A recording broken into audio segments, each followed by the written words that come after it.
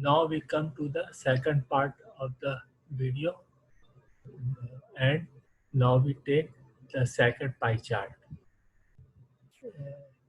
In a cafe, customer takes fruit with drink, customer take sandwich with drink, customer take crisps with drink, and customer who choose other things with drink, and customer takes only drink without anything.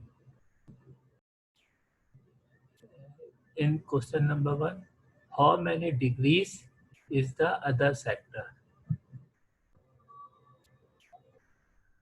Other sector का angle हमें मालूम करना है। पूरा whole cycle का angle 360 होता है। 360 में से हमने तमाम एंगल्स को माइनस कर दिया। 360 minus 24 minus 144 minus 45 minus 80, then we get other sector that is 67 degree. You can see it in the solution.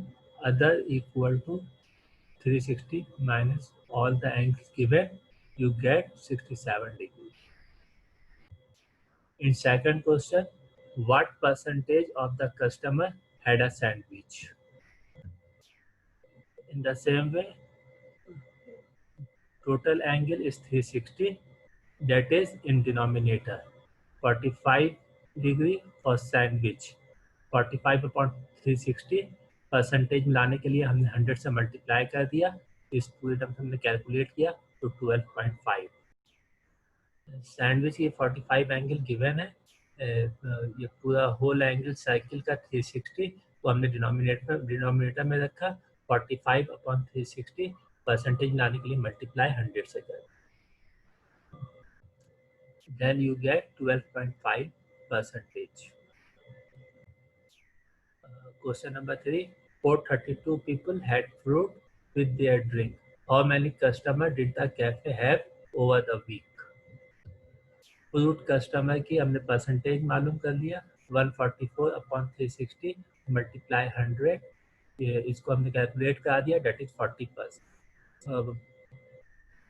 Fruit customer in people सारा दिए 432 पीपल, तो 40% equal to 432।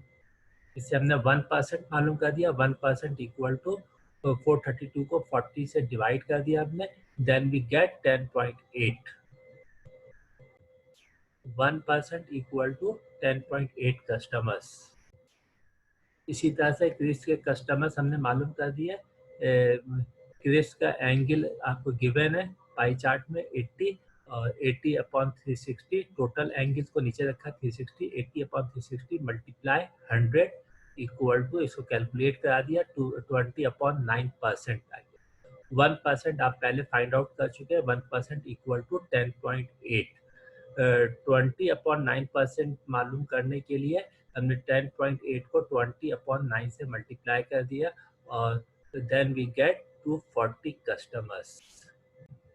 Other customers 67 degree आपको given है pie chart में।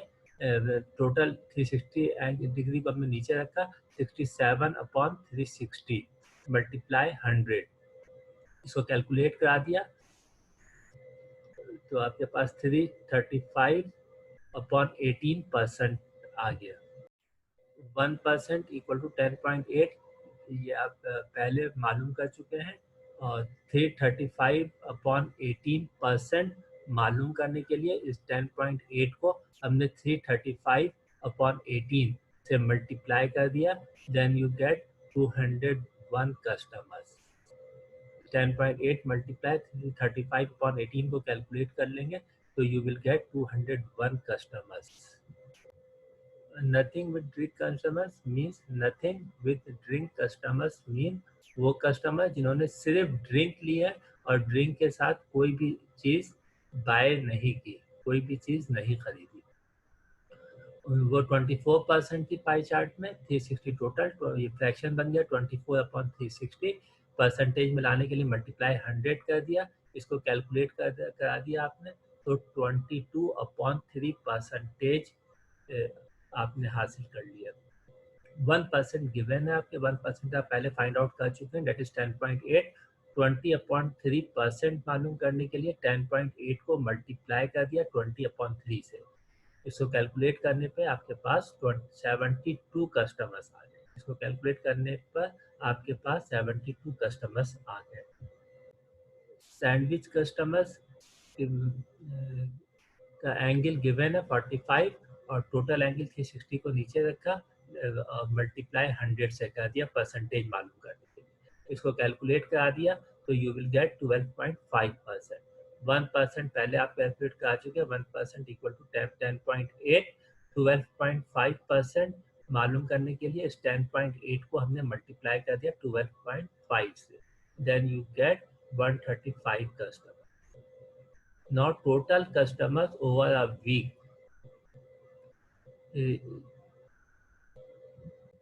तमाम customers को हमने plus कर दिया 432 कस्टमर्स वो थे जिन्होंने फ्रूट बाय किया। 240 कस्टमर्स वो थे जिन्होंने क्रिस्प बाय किया। 201 कस्टमर्स वो जिन्होंने अदर आइटम बाय किया। एंड 72 कस्टमर्स वो थे जिन्होंने सिर्फ ड्रिंक लिया। 135 कस्टमर्स वो थे जिन्होंने सैंडविच बाय किया। इन तमाम कस्टमर्स को प्लस कर दिया तो 1080 कस्टमर्स आ गए ओवर अ वीक। एक वीक में इतने कस्टमर्स ने खरीदारी की। That is your answer. Question number 4, how many customers had crisp. पहले हमने क्रिस्प के कस्टमर की परसेंटेज मालूम कर लिया 80। उसका एंगल गिवन है पाई चार्ट में। क्रिस्प के कस्टमर्स का एंगल गिवन है पाई चार्ट में 80। टोटल एंगल 360 को हमने डिनोमिनेटर में रखा। 80/360 परसेंटेज मिलाने के लिए मल्टीप्लाई 100 से कर दिया। फ्रैक्शन बनाने आप पहले सीख चुके हैं और फ्रैक्शन जब बन जाए तो उसको परसेंटेज में कैसे चेंज करते हैं, मल्टीप्लाई 100 से कर देते हैं। तो इस तरह से आपके पास परसेंटेज आ गई। इसको कैलकुलेट करने पे 20/9%। 1% आप पहले फाइंड कर चुके हैं। 1% इक्वल टू 10.8। 20/9% मालूम करने के लिए 10.8 को हमने 20/9 से मल्टीप्लाई कर दिया। That is 240 customers. That is your answer. We will multiply to find out one to many. For example, one pencil cost is 7 rupees. What is the cost for 5 pencils? One pencil की cost आपके पास 7 rupees है। One pencil की cost आपके पास 7 rupees है। अब आपको 5 pencil की cost मालूम करनी है। It means 1 to many। आपके पास 1 पेंसिल की कॉस्ट गिवन है। 1 पेंसिल की कॉस्ट गिवन है, डेट इज 7 रुपीज। और आपको 5 पेंसिल की कॉस्ट मालूम करनी है। It means 1 to many। जब 1 to many की बात करेंगे तो हम मल्टीप्लाई करेंगे।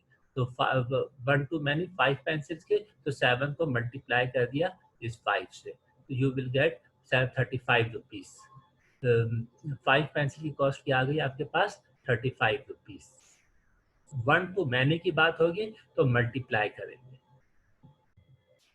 we will divide to find out many to 1। जब many to 1 हमें मालूम करना होगा तो हम डिवाइड करें। we will divide to find out many to 1। for example, 8 pencils cost is 40 rupees। 8 pencil की कॉस्ट जो है वो 40 रुपीज है। That is we have to find the cost for 1 pencil. हमें मैनी टू 1 मालूम करना है। 8 pencils means many pencils. 8 pencils mean many pencils, जिसकी कॉस्ट हमारे पास 40 रुपीज है। मैनी टू 1, 8 पेंसिल से 1 पेंसिल की कॉस्ट मालूम करनी है। जब मैनी टू 1 मालूम करेंगे तो हम डिवाइड कर देंगे। इस 40 को इस 8 से हमने डिवाइड कर दिया, तो 1 पेंसिल इक्वल टू 40 को 8 से डिवाइड करें 5 रुपीज आ गए। तो ये 2 पॉइंट बहुत इंपॉर्टेंट है। We will multiply to find out 1 to many। We will divide to find out many to 1।